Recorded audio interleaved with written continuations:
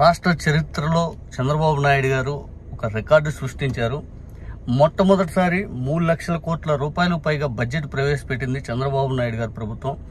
ఇన్నేళ్ల రాష్ట్ర చరిత్రలో ఉమ్మడి ఆంధ్రప్రదేశ్లో కూడా ఇది సాధ్యం కాలేదు. ఇది చంద్రబాబు నాయుడు గారు తన పేరు మీద అయితే లెక్కించుకున్నారు. దాదాపు 3,22,359 కోట్ల రూపాయలు బడ్జెట్ అయితే ఈరోజు ప్రవేశపెట్టడం జరిగింది. ఇందులో రెవెన్యూ వ్యయం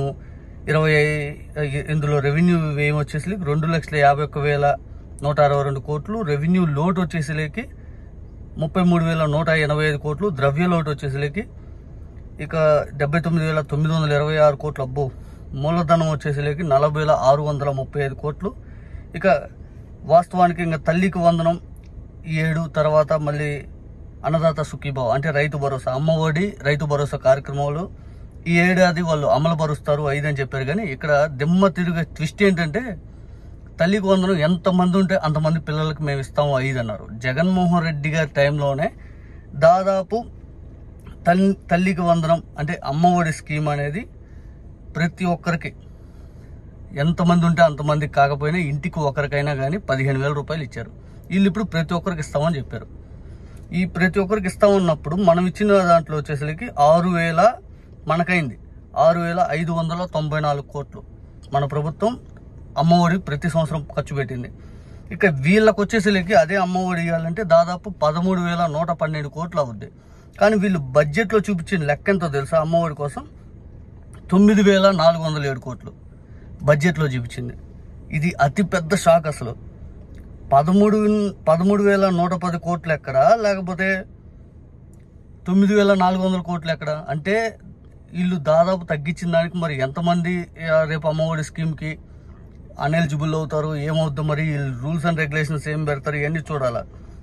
ఇంకోటి అన్నదాత సుఖీభావ వచ్చేసరికి దాదాపు వీళ్ళు 6,300 కోట్ల రూపాయలు ప్రతిపాదించారు. రైతు అనుబంధ విభాగాలకి 13,487 కోట్ల రూపాయలు. అన్నదాత సుఖీభావకి 3 విడతలకు ఇస్తామని చెప్పి ప్రభుత్వం నిర్ణయించింది. ఇక పిఎం కిసాన్ తోటి కలిపే ఈ ప్రభుత్వం అంటే వీళ్ళు అమలు చేస్తామని చెప్పారు. కానీ వీళ్ళు చెప్పింది ఏంటంటే ఆ 6,000 కాకుండా మేమే 20,000 రూపాయలు డబ్బులు ఇస్తామని నాడు హామీ ఇచ్చారు. కానీ తర్వాత వీళ్ళు మాట మార్చి 6,000తో కలిపి మేము 14,000 ఇస్తామని చెప్పారు. సరే 3 విడతలు ఇస్తామని చెప్పారు. ఇప్పుడు మన ప్రభుత్వంలో పిఎం కిసాన్ యోజనకి ఏదైతే దాదాపు 53 లక్షల పైగా మనం ఇచ్చాం, 55 లక్షల మంది మనం ఇచ్చాం. వీళ్ళు అంతకాడికి 14,000 ఇవ్వాలంటే మనకే అప్పుడు 4,000 కోట్లే అంత అయ్యేది. మరి ఇప్పుడు అన్నదాత సుఖీభావలో కూడా ఎంతమందిని తగ్గిస్తారు, ఏం చేస్తారు అనేది చూడాలి. సంక్షేమానికైతే ఈ ప్రభుత్వం పెద్దపీట వేస్తుందా వెయ్యదా అంటే ఈ బడ్జెట్ చూస్తే అర్థమయ్యే దాన్ని బట్టి ఏంటంటే సంక్షేమానికి వేస్తున్నాం అని చెప్పుకుంటారు కానీ ఎలిజిబిలిటీ లిస్ట్ అనేది తగ్గిస్తూ ఉంటారు. ఎంతమంది ఉంటే అంతమందికి ఎలిజిబిలిటీ అనేది గతంలో జగన్మోహన్ రెడ్డి గారు ఉన్నట్టయితే ఉండదు. ఇది 100% వీళ్ళ బడ్జెట్ లెక్కలు చూస్తేనే అర్థమవుతుంది క్లియర్ కట్గా. జగన్మోహన్ రెడ్డి గారి పీరియడ్లో అమ్మఒడి అనేది దాదాపు 15,000 అనేది ఇంటికి ఒకరికి ఇచ్చినా కూడా మనకు 6,500 కోట్లు అయితే వీళ్ళు 13,110 కోట్ల పైగా ఖర్చు పెట్టాల్సిన చోట 9,400 అంటే వీళ్ళు ఎలిజిబిలిటీ లిస్ట్ అనేది తగ్గిస్తారు కదా, ఇద్దరికి ఇస్తారు కానీ ఎలిజిబిలిటీ లిస్ట్ అనేది తగ్గించే అవకాశం కనపడతా ఉంది.